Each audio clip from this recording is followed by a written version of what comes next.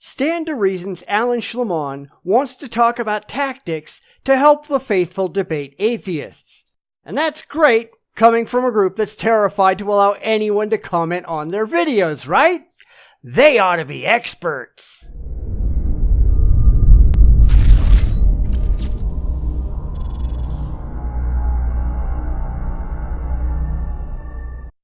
I spend a lot of time laughing at stands against reason, mostly because they're hypocrites that pretend that they have any knowledge whatsoever of what atheists think and why atheists criticize their beliefs.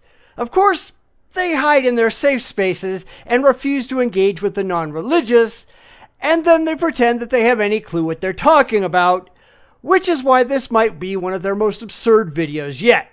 So here's Alan Shlemon trying to talk about tactics the religious ought to take when debating online, and why these aren't tactics for success, they're excuses for failure.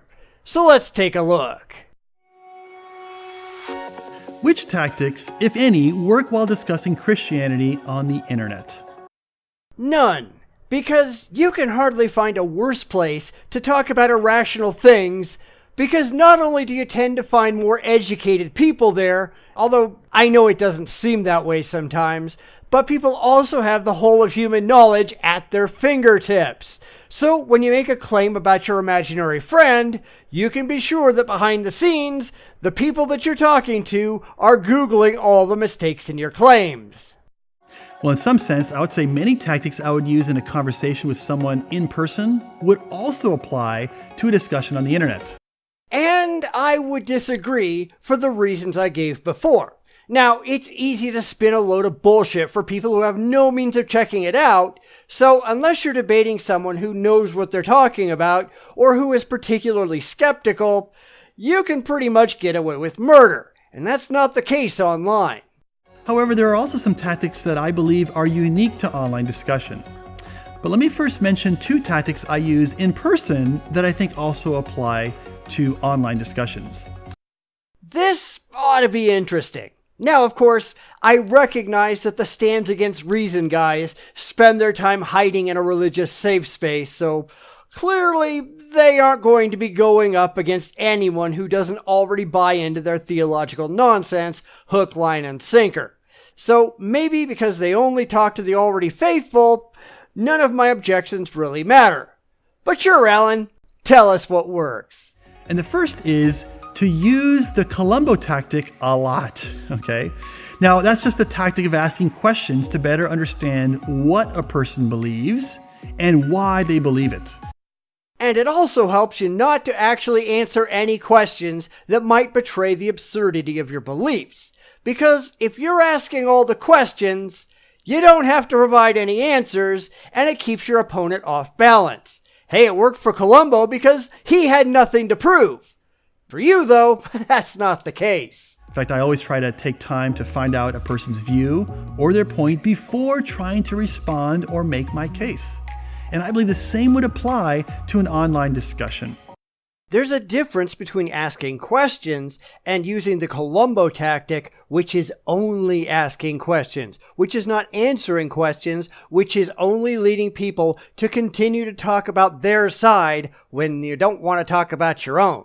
Now, a second tactic would be to make conversational character a priority.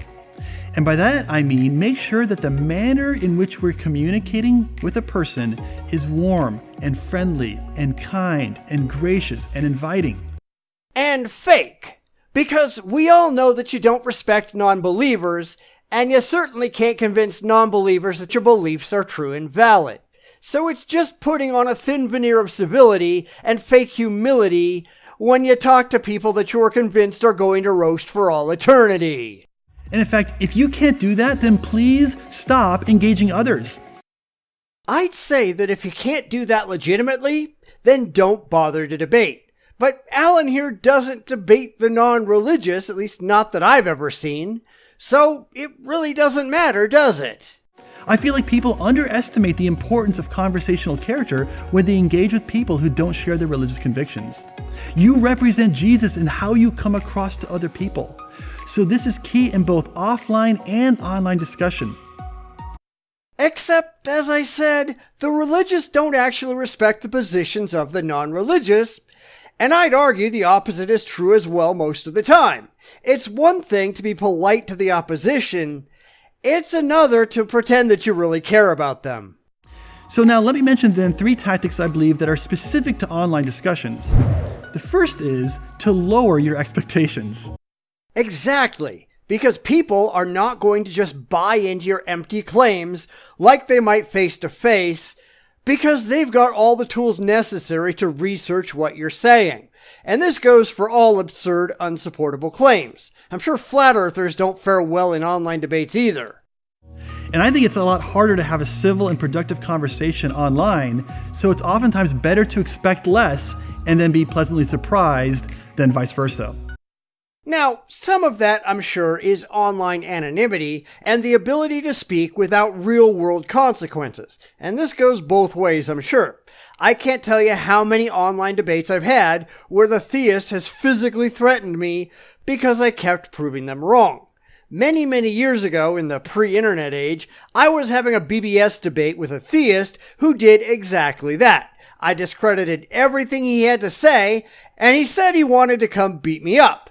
Now, it just so happened that he lived a couple of blocks away from my then girlfriend, now wife's house, so I invited him to come do his thing. And of course, he never showed up. This is hardly the only time I've ever tried this tactic, and the online bullies never make good on their threats, because bullies are at their core chickens.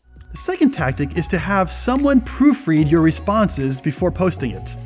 Which really isn't possible in an online live debate. But I suppose that in something slower paced, that's not a bad idea, or even just letting the post sit for a bit before revisiting it to make sure you got everything right. So this is one thing that might not be a bad idea under the right circumstances. And the reason is that it's much easier to miscommunicate when you're writing, since we often abbreviate what we're writing in order to save time. It's also easier to just let your emotions run away with you in the heat of a debate, and you might say something in anger or frustration that you wouldn't have done if you had been calm and collected. Like I said, I'm going to agree with Alan here that this is good advice. And that means it's easier to unintentionally imply something that you don't mean, or have someone infer something that you didn't intend to communicate. I often have my wife actually read my posts and my responses before I send them off, because she's a very different person, okay? She's very different than me, and she has very different sensibilities. And she'll often read something and notice it sounds odd, and she'll tell me, you know what, Alan, this comes across a little bit condescending or a little bit arrogant. You don't say. You know, coming from someone who likes to pretend that they are best friends with the all-powerful creator of the universe, who's going to cast anyone who doesn't kiss his ass into an eternal lake of fire to be tortured for all time. I mean, that's not condescending or arrogant or anything. And so it helps me to have a different perspective to sort of give me insight on how something that I've written might be understood. But you're still lacking the perspective that might help you to understand that what you believe is batshit insane. That's really the perspective you need. And finally, the third tactic I'd say is to be willing to abandon an online conversation or discussion when it devolves. Meaning, never be afraid to run for the hills when you're losing. Because that's what I see a lot of theists who debate online doing. When things don't go their way, when difficult questions start being thrown their way, they declare victory and bravely run away. Let's not pretend otherwise. Because after all, even your best attempts might result in an unhealthy dialogue, and a wise person knows when that moment arrives. And I'd say it's best to cut your losses and then move on. Because you can't have someone show you to be wrong, can you? You have to maintain your fanatical beliefs and slink away to fight and fail another day. And I find it funny that he actually puts this down as one of his top tactics for online debates, because this is just admitting that failure is always an option. Or in the case of religion, an inevitability. So you can just simply say, hey, you know what? I don't think this conversation is really healthy and productive. You know, why don't you go ahead, make your final point, and I'll allow you to have the last word on this. Except that never happens, because the theist runs back to their side of the field and pretends that they kicked the atheist's ass. They never learn from their mistakes, because they keep making the same mistakes time and time again. So then, you let them make their last point, and then you just let it go. Finally, remember this. As an ambassador for Christ, it's only your job to present the truth or your case in a persuasive yet gracious way, and then leave the results up to God.